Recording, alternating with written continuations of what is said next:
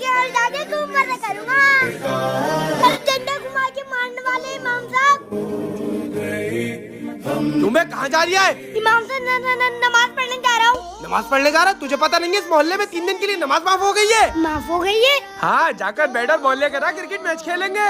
अभी लेकर आता हूँ। क्या भाई तू बॉलिंग करा? अरे इमाम साहब, अरे तू बॉल करा। इमाम साहब कुछ नहीं कहेंगे क्योंकि 3 दिन की नमाज की माफी है। तुम दोनों इधर आओ। अरे क्या हुआ इमाम साहब? बैटिंग करोगे या फिर बॉलिंग? नमाज छोड़ के क्रिकेट खेलने को कहता है। इमाम साहब आपने तो क्रिकेट खेलने को कहा था। जिसने तुमसे क्रिकेट खेलने को कहा था वो ये नहीं को मैं था।